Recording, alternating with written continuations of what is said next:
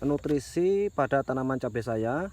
Dan untuk nutrisinya ini teman-teman ya, harapan kita sebagai petani cabai khususnya, tentu saja yang kita inginkan adalah tanaman cabai kita bisa berumur panjang sehingga produktivitas tanaman cabai kita itu bisa terjadi berkelanjutan. Artinya kita bisa menikmati hasil panen lebih lama.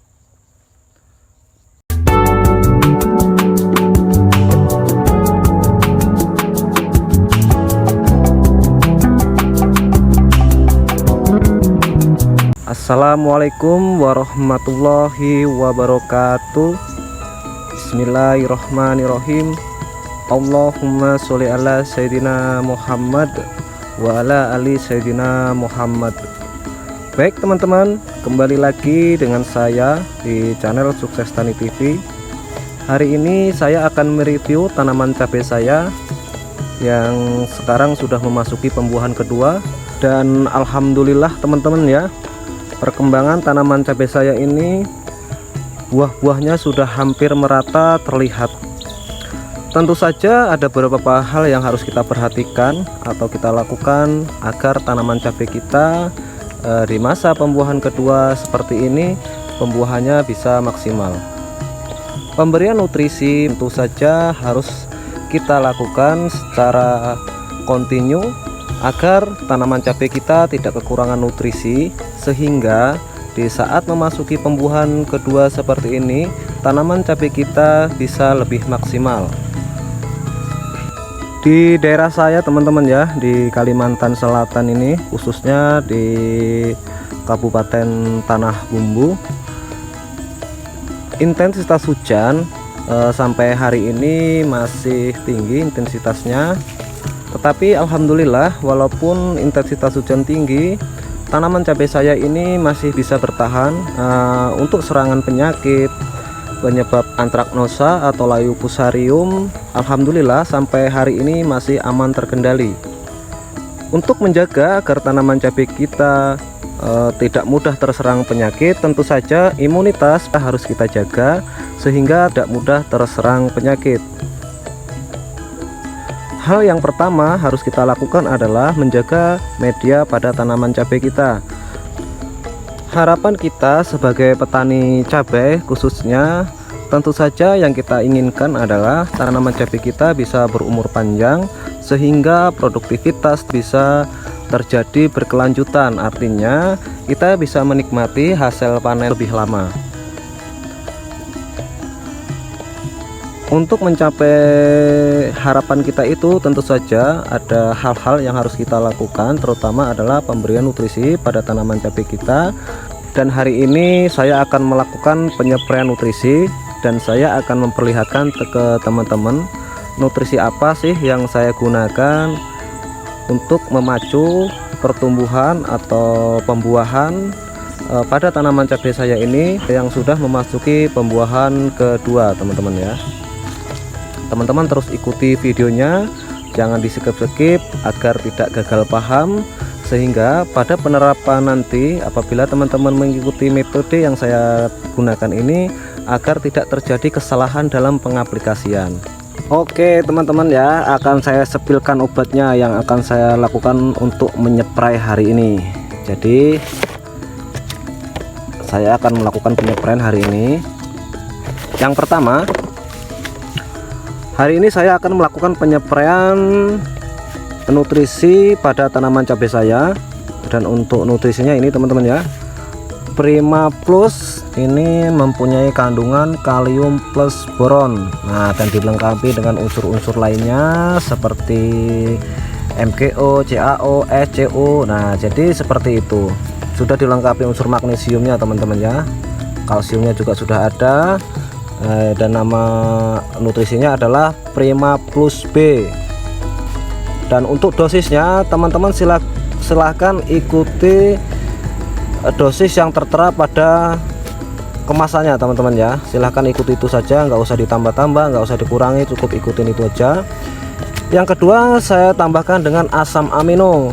Seperti video yang pernah saya sampaikan, penggunaan asam amino itu 1 bulan cukup 2 kali saja. Dan ini sudah saya lakukan per 1 bulan ini saya sudah lakukan 2 kali.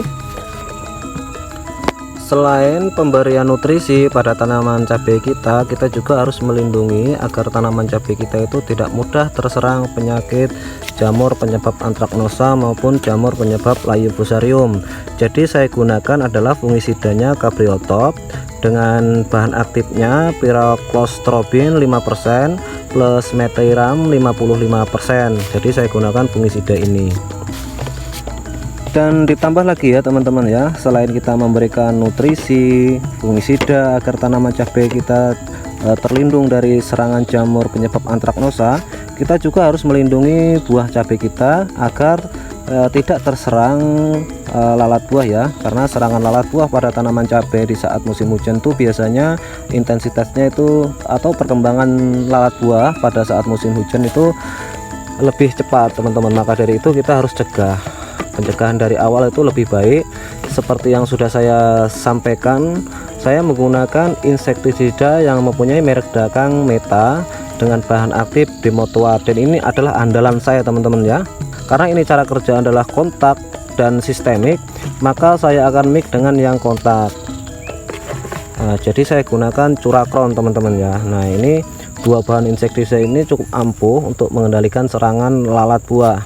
Tetapi cara mainnya teman-teman ya, karena ini adalah mempunyai bahan aktif sistemik, kita mix atau kita campur dengan insektisida yang sifatnya atau cara kerjanya yang kontak. Di penysprayan berikutnya untuk bahan atau insektisidanya yang mempunyai bahan aktif Demotuat ini kita bisa rolling dulu dengan menggunakan insektisida seperti Regen itu teman-teman ya. Jadi ada 3 yang biasa saya gunakan adalah ini dan ini berpasang-pasangan.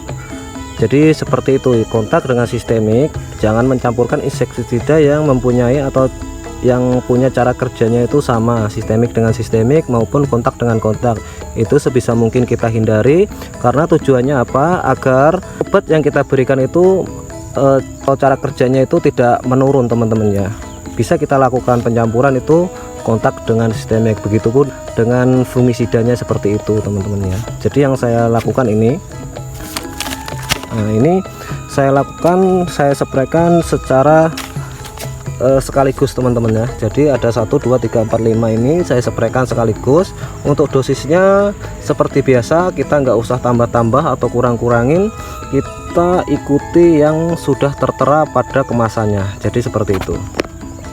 Dan alhamdulillah teman-teman ya, seperti yang sudah saya sampaikan tadi, saya menggunakan atau menyemprotkan nutrisi fungisida maupun insektisida pada saat musim hujan. Tanaman cabai saya ini sampai saat ini alhamdulillah masih aman terkendali dari serangan jamur penyebab antraknosa, dari serangan layu fusarium, dan serangan lalat buah. Bahkan di pembuahan kedua seperti ini, tanaman cabai saya ini bisa dikatakan ya lumayan bagus. Nanti akan kita lihat lagi perkembangan selanjutnya, karena buah-buah cabai ini kebanyakan masih ada yang berbentuk bakal buah teman-teman ya, bunga dan berbentuk bakal buah seperti ini. Nanti apabila ini sudah besar buahnya itu, nanti di atas ini akan kelihatan buahnya teman-teman ya. Jadi seperti itu saja yang saya sampaikan ini. Apabila teman-teman masih kurang paham dengan apa yang saya sampaikan ini, teman-teman bisa tanyakan di kolom komentar. Mari kita berdiskusi, kita belajar bersama agar kita mewujudkan petani-petani yang hebat. Jadi mungkin seperti itu saja teman-teman ya, tidak perlu berlama-lama. Saya akhiri, wassalamualaikum warahmatullahi wabarakatuh. Salam sukses.